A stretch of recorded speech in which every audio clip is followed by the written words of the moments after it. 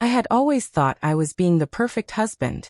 I imagined that surprising my wife with her favorite flowers at work would brighten her day.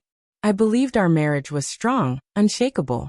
But sometimes, what you think you know about the person you love can destroy you in ways you never expect. This is the story of how one surprise visit shattered my world and revealed a truth that was more devastating than I could have ever anticipated.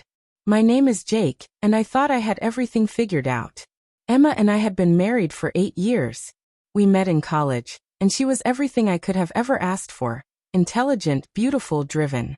She worked as a marketing manager at a prestigious firm downtown, and I was proud of her achievements. Our life together was routine, comfortable. She'd leave for work promptly at 7:30 a.m., always dressed perfectly, carrying the leather briefcase I had gifted her for our anniversary. She'd return around 6:30 p.m., sometimes later, if she had client meetings or urgent projects. I never questioned it. Why would I? I trusted her completely. That Thursday began just like any other day, but I had something special planned. I took the afternoon off work, bought 2 dozen of her favorite white roses, the same kind she had carried in our wedding bouquet, and was going to surprise her at the office. I even thought about taking her to that little bistro she loved for lunch. I arrived at her office building at 1 p.m., roses in hand, feeling like the most romantic husband in the world. As I entered the reception area, I noticed something was off. The receptionist, Linda, looked at me with confusion. "Jake, what are you doing here?" she asked. I proudly held up the flowers. "I'm here to surprise Emma," I replied. Linda's face turned pale.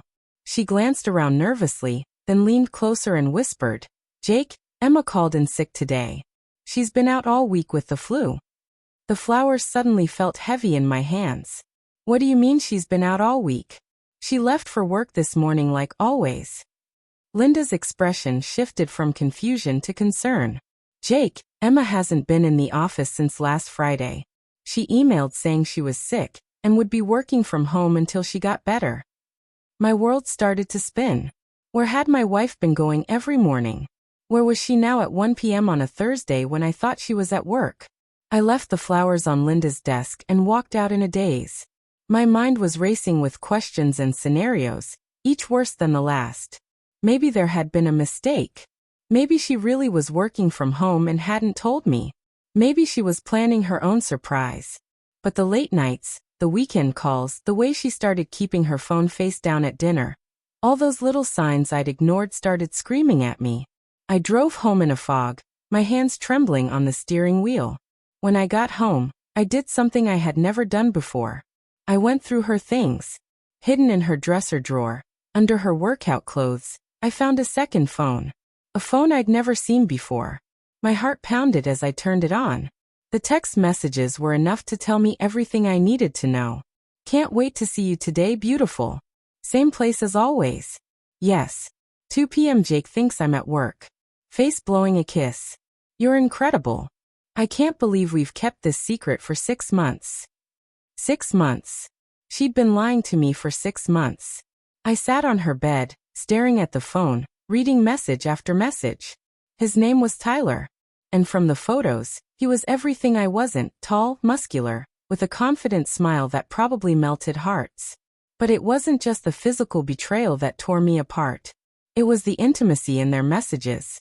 The way they spoke about their future together, how she complained about our marriage, calling me predictable and boring.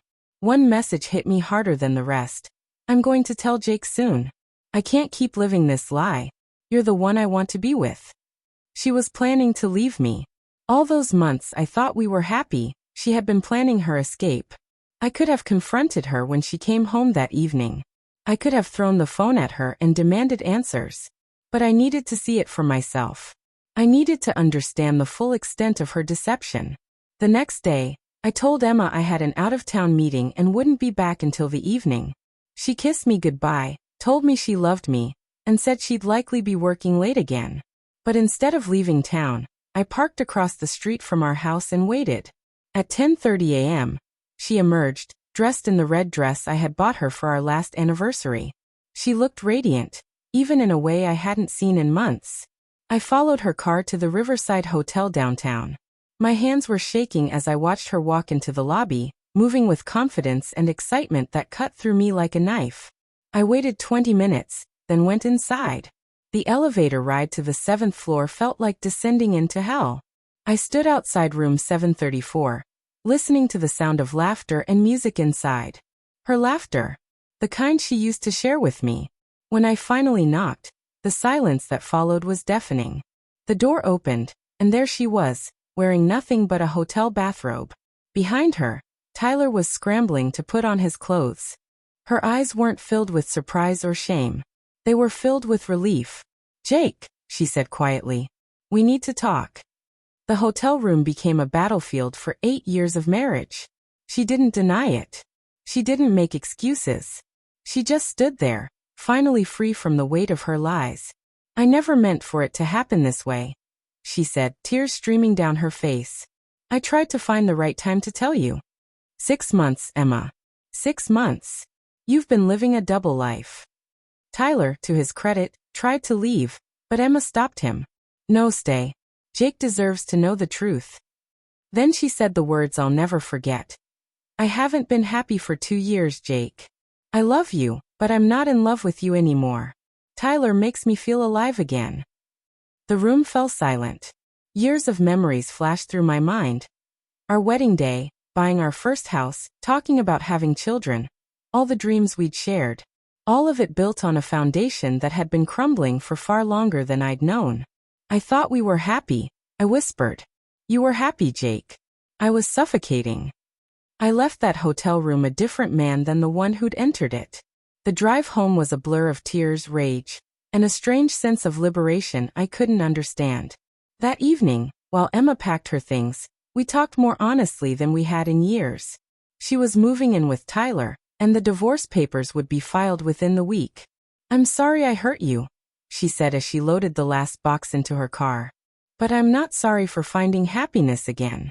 It felt like a weight I didn't even know I was carrying had been lifted. That was 3 months ago.